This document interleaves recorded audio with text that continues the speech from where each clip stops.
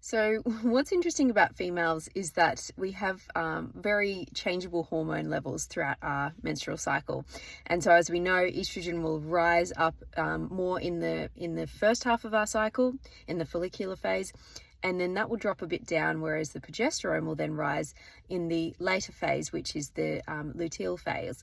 And so what's really interesting is this can actually predict whether or not we're able to burn fat as efficiently, or whether or not we become more insulin resistant, insulin sensitive.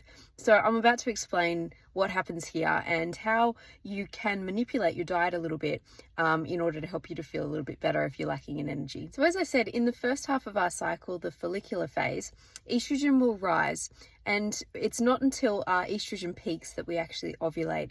And so estrogen's interesting because it actually helps us to burn more body fat. It's actually much more of a, you could possibly say, a ketogenic hormone.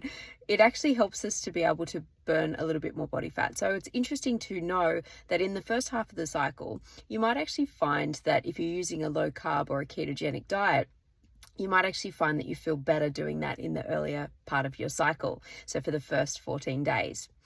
But what's interesting about progesterone is that it actually helps us to prepare as if we're going to get pregnant. So the body's assuming that we will get pregnant. And so what's it going to do? It wants us to put on a little bit of weight. So progesterone is going to help us to just hold on to a bit more body fat, make it harder to burn it. And it's going to increase insulin resistance. And that just means that it helps us to put on body weight, essentially, because if we are becoming more resistant to insulin, the body will have to secrete out more. And we know that insulin is going to help us to store fat. So if we were to fall pregnant, then of course that progesterone continues to stay high and we will go through a pregnancy. If we do not get pregnant, we're not fertilized, then of course the progesterone will then drop off at the end of the cycle, and then we will have our period, and then once again the whole thing will just repeat. And so just to reiterate, what is interesting is when we have high estrogen in the first half of our cycle for the first 14 days, we're going to be better at burning fat, as opposed to in the latter part of the cycle, and especially that last 7 days, we're actually going to have more progesterone, and progesterone makes us a little bit more insulin resistant, and it makes us less able to burn fat as efficiently. So you can manipulate your diet a little bit. If you're finding that in that latter half of the cycle, you're feeling really like your energy drops and you're finding that you're really hungry and you're getting more cravings, this is all why that happens.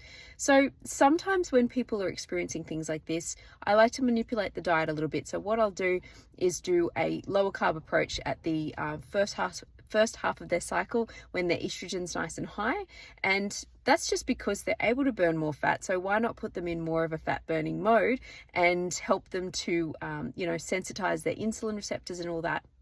And then in the latter half of their cycle, if they're finding that their body's not accessing their fat as efficiently as it would have been in the first half of the cycle, then we just add in some very strategic carbohydrates at certain times. And that can just help to give their body that access of energy that they're looking for, that they can't get because they're a little bit more insulin resistant in that second half of the cycle. I do want to point out though, what I do find is people that end up organizing their hormones, and the further they go through a low carbohydrate diet, for example, I find that their hormones do regulate. This could possibly be due to the fact that they are just overall eating more cholesterol, and this is able to supply the hormones that we're trying to produce, the estrogen and the progesterone, etc.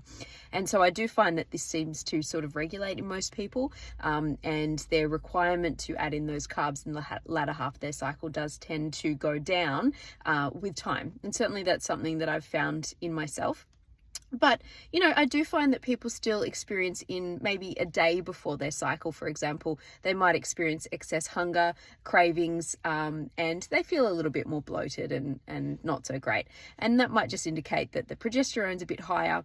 And so in that case, I actually think it's a nice opportunity to do a bit of a carb cycle. You can increase those carbs a little bit, maybe drop down the fat a little bit, and it might just help you to feel that little bit better just before your cycle comes. And then you switch back to a lower carb approach back when the cycle begins again.